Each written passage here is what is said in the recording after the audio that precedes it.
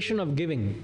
You know, there are many examples. Wordsworth in the poem Daffodils, Wordsworth, he talks about clouds. When clouds gather, what do? They give rain. Wherever there is rain, there is food, there is prosperity, there is life. Everything thrives. Imagine there is no rain, there is drought, there is no food, everything dies. The plant, the animal, the human kingdom dies. So when the clouds give rain, they give prosperity, they give everything, they give life. In the process of giving rain, what happens? They give themselves away. After the cloud gives, does it leave anything for themselves? There is no more cloud, blue sky. That is the epitomization of giving. When you give, you don't hold back anything and give. You give yourself away. So if you are a giver, you're inspired by a cloud. And a cloud is high over vales and hills, about the lows, the crests and the troughs, high above it. He's not affected by the ups and downs of life. That's one context. Now I want to quote Desdemona in the play Othello. Write down this statement, sir. Jayaraman Garu, write down. Desdemona was such a person, whoever came for help, she would have helped. And after that person left, she would have said this to herself. The spirit, what she said, she found it,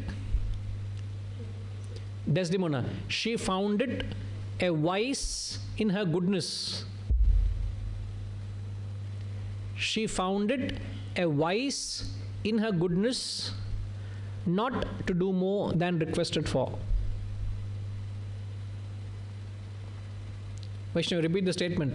She found it a vice. What is vice? V-I?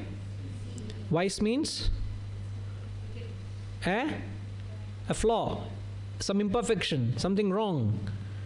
She found it a vice in her goodness, not to do more than requested for.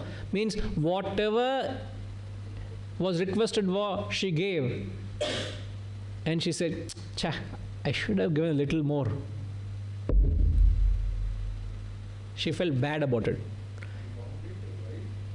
In her goodness, she found it a vice in her goodness, not to do more. Not to do more than requested for. Not to do more than requested for. Whatever was requested for, promptly she did. No thought. After somebody came for, I need some funds for my daughter's wedding, immediately kodutanga. No second thought, gave. And that person so reverential, thankfully left. After the person left, I should have given a little more. You know, it all will be useful, maybe unexpected, maybe he was shy of asking. It would have been useful, no? Nalla karyam nadakkudu. Or 10,000 more kodutha enna podu. So she found something wrong in her attitude of not to give more what was requested. Enna thoughts are there? I should have given a little more. And she found something wrong in that. In her giving itself. That's epitomization of giving, unselfishness. So when we say, yes, we are unselfish, but what level? Are we at the cloud? Are we at the level what Shakespeare says? So we got to keep raising the bar. Give until you give yourself away. That is giving. Outstanding, outstanding.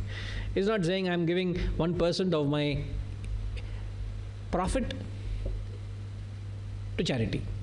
Then what? 99% I'm eating. Understood, no? 1% you're putting math to your giving.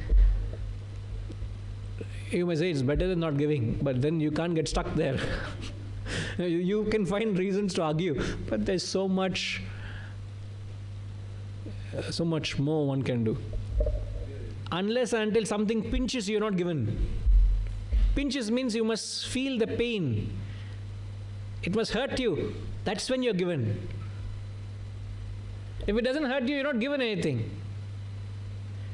If you have 10 rupees and if you give 1 rupee, or if you have 100 rupees, you give 1 rupee, you don't even feel you're given. Proportionately, I'm saying. You have 100 rupees, you're given 25 rupees. Which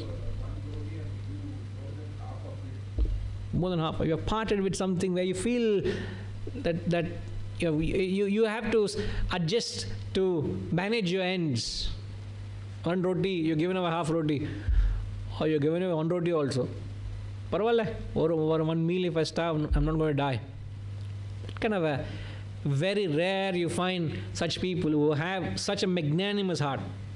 Such a magnanimous heart. You know.